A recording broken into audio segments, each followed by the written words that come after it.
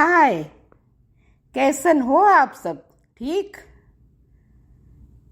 दोस्तों, शुरू करते हैं महाभारत की महागाथा। तो आते हैं मूल कथानक पर। पिछले एपिसोड में हमने देखा कि कैसे मछुआरे ने बड़ी सी मछली पर सीधी तलवार उठाई और उसने जो देखा उससे वह काफ़ी अचंभित। दोस्तों, उसने ऐसा क्या देखा? तो चलिए बता ही देती हूँ। उसने देखा कि मछली के पेट से दो मनुष्य जाति के बच्चों ने जन्म लिया है, एक लड़का और एक लड़की। यह दृश्य देखकर वह और उसकी भार्या काफ़ी अचंभित और खुश भी बहुत, क्योंकि उन्हें कोई बच्चा नहीं था। किंतु मछुआरा था बड़ा समझदार। उसने सोचा कि यह बात छुपाने जैसी तो है नहीं, क्योंकि अगर बाद में पता चला तो उसे राजा दंडित करेंगे।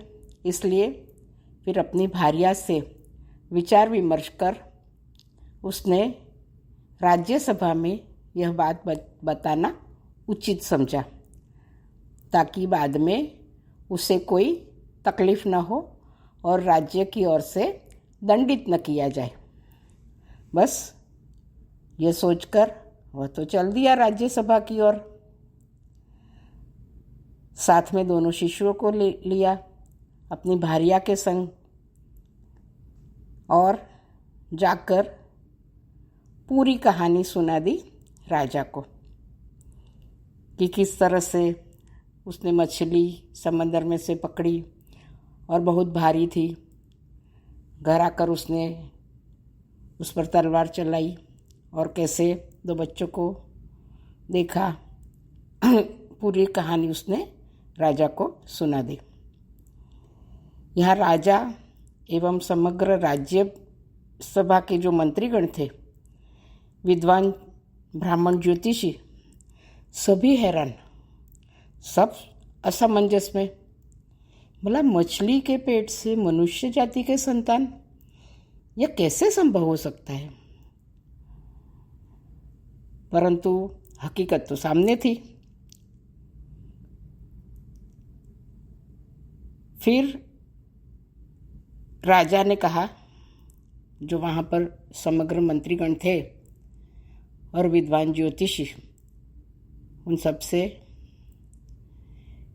कहा कि आप देखो, ज्योतिषियों को कहा कि आप अपने ज्योतिष में देखो कि ये संतान है किसकी। वहाँ सब ज्योतिषी विद्वान थे, उन्होंने अपने ज्योतिष में देखा और क्या देखा कि संतान तो राजा की ही है। पर सब अवाक, कोई कुछ बोल नहीं रहा है। राजा के कितने पूछने पर भी किसी ने नहीं उत्तर दिया। कैसे बोले कि ये मछली के पेट की संतान राजा तेरी ही है? कैसे बोले? सब चुप। राजा के बार बार पूछने पर एक बड़बोला ब्राह्मण था, काफी विद्वान ज्योतिषी, तो उसने कहा कि देखो राजन, यह संतान, ये दोनों संतानें आपकी ही है। यह सुनकर राजा तो काफी आग बबूला हो उठा। नेचुरली कोई भी सुनकर उसे गुस्सा तो आएगा ही, किसी को भी आएगा, नेचुरली है। काफी गुस्सा हो गया और कहने लगा, क्या बोलते हो? मैंने कभी मछली के संग घर संसार किया, ये मेरी संतान कैसे हो सकती है?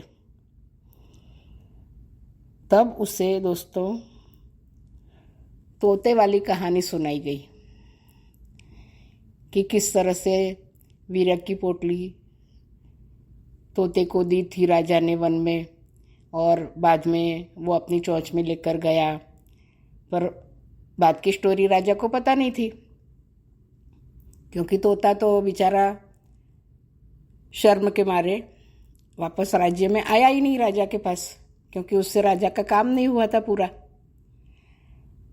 अब विद्वानों ने ये कहानी राजा को बताई कि तोते के मुख से बाज पक्षी ने खाने की वस्तु समझ किस तरह से पोटली समंदर के बीच गिरा दी और वह वीर्य जाकर मछली के मुंह में गिरा, वगैरह वगैरह।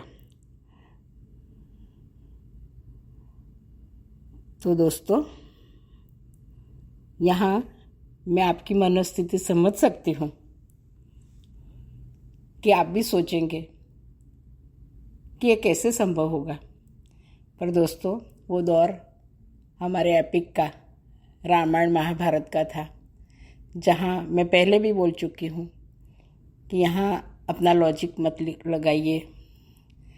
उस दौर में मंत्र, यज्ञ, इस तरह सब तरीके से संतान प्राप्ति संभव थी।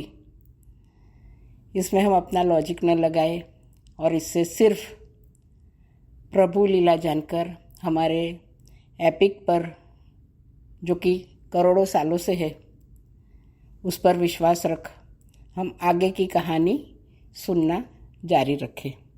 तो आते हैं वापस कहानी की ओर। तो